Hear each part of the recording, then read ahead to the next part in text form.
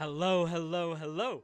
TM24 here, and we are back with some more Marvel Snap content. Now, I put a video out there on Stature the other day, and I was trying to figure out if, was she good or not? So I was kind of looking for a home for her, and I feel like I may have found one here in this Darkhawk Stature move deck that we got going on here. I like to play 20 games or so before I make a video, so I can kind of give you guys some insight on how I feel the deck is doing, if I think it's going to be good, all that good stuff. And out of 20 games, we ended up winning 16. So we went 16-4, and we actually won our first 13 straight. So I know this deck is pretty good. I know it can definitely get you wins in a number of different scenarios. And I haven't even been playing it to its fullest. There are still some changes I'd like to make to this deck, but let's go over what we've got here right now. So we've got three one drops: Nebula, Korg, and Nightcrawler. Love to get Nebula down on one if possible. Korg, great option. Nightcrawler as well. And you'll kind of see why we've got them in there like this. Our only 2-drop is going to be Zabu, and that's because we have four 4-drops that we would love to get out early if possible. 3-drops, we've got Cosmo and Polaris. Polaris has been huge in disrupting our opponent's plays and making it a lot easier for us to win games. Now our 4-drops, we got Darkhawk, like we talked about. We've got Shang-Chi to kind of take out some of the opponent's pressure. Spider-Man, because we've got a tiny bit of a move package in here. And Rock Slide for our Darkhawk. And then to round it off, we've got 2 5-drops in Black Bolt and Stature. So the way that we'd love to see these games go down, if possible, on 1, Nebula. That feels amazing, right? If not Nebula, Korg's fine, Nightcrawler's fine, whatever you have on 1, as long as you can get something down, you feel like you're in a pretty good spot. On 2, obviously, our only option is Zabu. If you've got a 1-drop that you weren't able to play on 1, that's fine as well. Our 3-drops. I love to play Polaris on 3, as long as their opponent has played something on 1. That allows us to kind of mess up their side of the board and kind of give ourselves a little advantage here.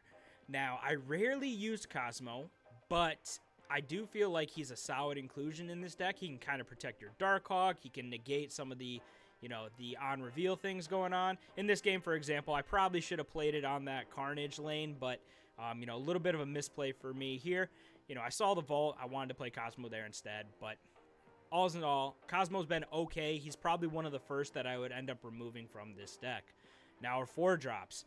Love to get Rock Slide down if possible. Rock Slide on 3 is amazing if you can get Zabu down. I don't like playing Darkhawk too early. I like to hold Darkhawk until turn 6. Shang-Chi, of course, he's going to be an answer. Spider-Man, you can get him discounted. If you can get him down, that feels great. If not, whatever. 5-drop. Ideally, you're playing Black Bolt, and that's so that on 6 you can go Stature, you can go Darkhawk, and you can go, maybe another 1-drop, or you could go like a Shang-Chi, Stature, something like that. So Black Bolt on 5, and then 6, you're kind of dumping everything and, ideally winning the game. So, like I said, this deck has been really, really good. There are some things I definitely, I didn't expect, and I'm not sure I'm getting full value out of, say, Spider-Man. Sometimes it feels a little bit tough to get him down, and, with the discount, he just feels, I don't want to say off, but sometimes it seems a little bit hard to get Spider-Man down. When you can get him down for 1, he feels amazing. Additionally, I talked about Cosmo a little bit. He might, you might be able to get rid of him for, something of your choice there. Maybe a different 3-drop. I could see maybe a Green Goblin being pretty solid. I am a big fan of Green Goblin, so I wouldn't hesitate putting him in there instead of Cosmo. But overall, I think I really, really like the way this deck plays. You kind of get yourself ahead, and then even on turn 6, you're still ahead, but you're still dropping a lot of power. You could drop a Stature next to a Darkhawk and, a Korg just to power it up a little bit.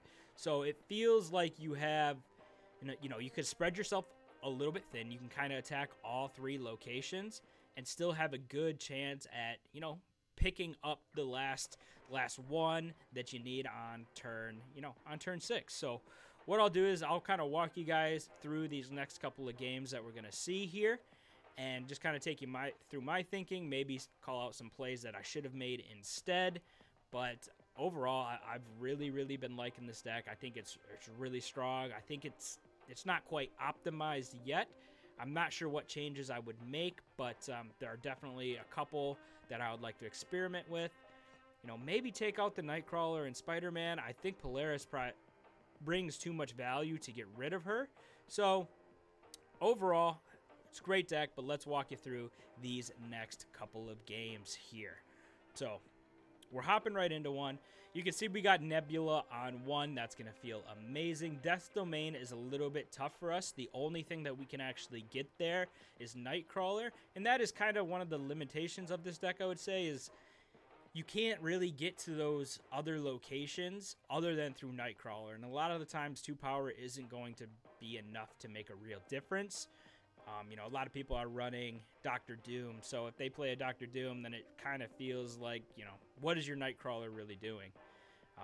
But like I said, I love getting Polaris down on 3. 5 power is just, 5 power is awesome for 3, plus the added value of what she actually brings to the table in moving, your opponent's cards around. I think that is just huge.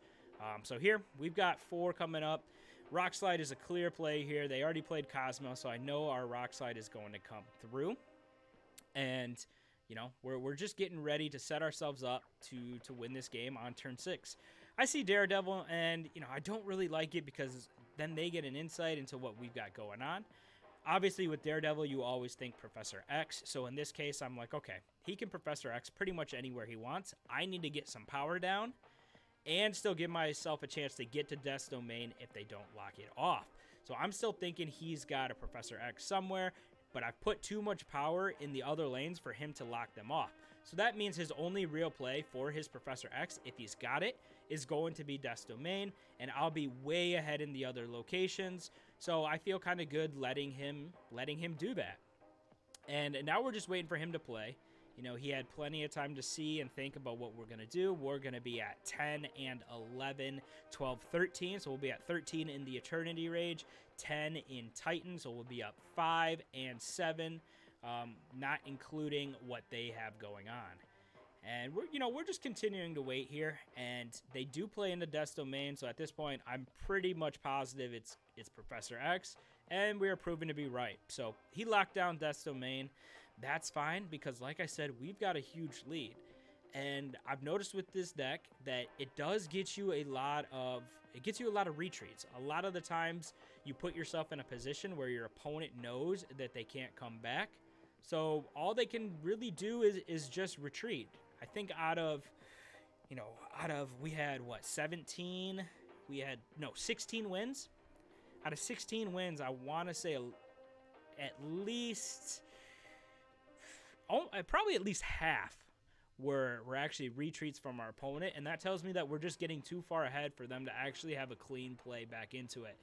So that feels really, really good. Here, I'm getting ready to just jam a Polaris, kind of pull that Raptor away, make Atlantis a little bit tougher for him to come compete with. He drops a wave, so I'm thinking maybe this was a Galactus deck, and he was going to go into Atlantis, something like that. But I still want to get some power down, and any chance to get Black Bolt out early, especially with Stature in my hand, is something we're going to do. We get rid of Shang-Chi, which is great, and Destroyer comes out. So I still think it was that Galactus deck. Destroyer was his backup option here. What's great, though, is that we've got Shang-Chi in our hand, ready to go. Stature has already been discounted. You can kind of see I'm pointing out, the different locations. If we play Shang-Chi, he's going to wind up in Asteroid Anywhere, and we decide to drop Nebula as well. So Shang-Chi comes through, takes out Destroyer. We're up 8. Well, now 10-0, 12-0, and he played a Darkhawk, which pulls our Stature and our Rock Slide. So again, we're ahead at every single location going into turn 6, and we can still play our full hand. We'll be up to 12 in Atlantis, and with our Darkhawk coming down, we feel really, really good about Asteroid. And again, we get another retreat. There's just nothing that our opponent could have done. We were too far ahead. I think this is the last one that I got for you guys. We get Nebula on 1. That's perfect. We've even got Zabu ready for 2. We lose our Cosmo, but that's okay. If we're going to lose any card to Yondu, Cosmo is one of the ones we would rather lose.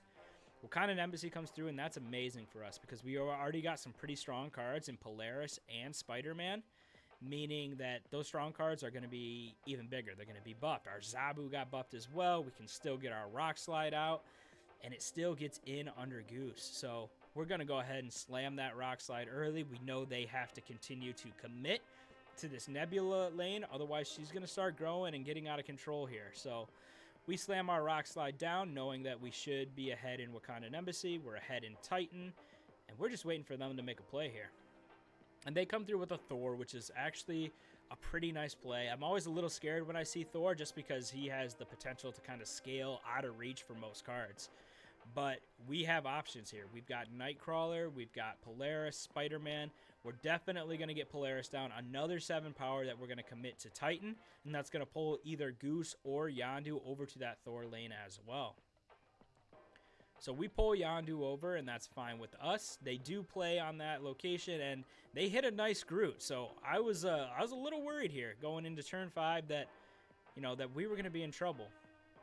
Now, I play Black Bolt here, and I end my turn. What I should have done, though, is I should have moved Nightcrawler so that I could have still had the discount on Spider-Man. So that was a little bit of a misplay there by not actually moving that Nightcrawler over to the mines, of course. That would have been the smart location to put something there. So we messed up a little bit there. They drop a Gamora, which is fine. We're still coming in underneath that. We've got Stature, and we picked up a Shang-Chi. And Shang-Chi is going to be really nice for Gamora. And we can even drop Stature down as well onto that Goose lane to kind of shore that up. Sure enough, they do play into the mines again. We take out Gamora, and they ended up playing Azola, which completely whiffed. So satisfying. But we end up taking all 3 lanes right there. And I'm telling you, this deck can do something. Oh, I got one more. Look at that. We got a bonus game for y'all. Oh, this is a short one. Yeah, just another point I wanted to bring to light about this deck is because you've got a lot of early game play here. At least half of your deck is under 4, and then 4 more of those cards are 4-drops. So in a location like TVA where the game's going to end early, we actually have a really, really nice deck here for it. We can get Nightcrawler out early. You see we've got Zabu in hand, which is literally perfect so that we can get out a 4-drop. Now, whether that's Darkhawk or, Rock Slide feels really good. Even Spider-Man is just 5 power coming down potentially on 3. And that is typically enough in these shortened games. So turn 3 comes around, and we have to play on Pat Mansion. I would rather not play Darkhawk right now. I'd rather save him for turn 4 if the game's ending. So I decided to toss Nightcrawler over into the raft, and I played Korik.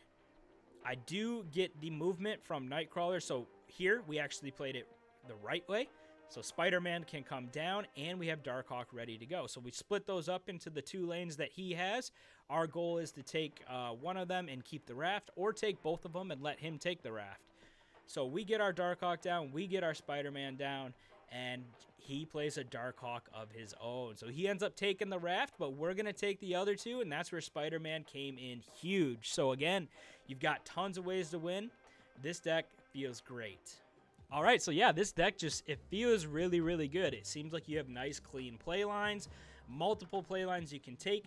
Even if you don't hit Darkhawk, you can win. Even if you don't hit the Black Bolt Stature, you still have enough power to win these games. So I think we've found a good home for Stature. I think this is going to be a really competitive deck, and I'm looking forward to kind of fine-tuning it and seeing where it lines up. But I'd love to know what you guys think. Please feel free to put a comment below if you've hung out this long, and go ahead and like and subscribe, as it really does help me out. But until next time, have some fun.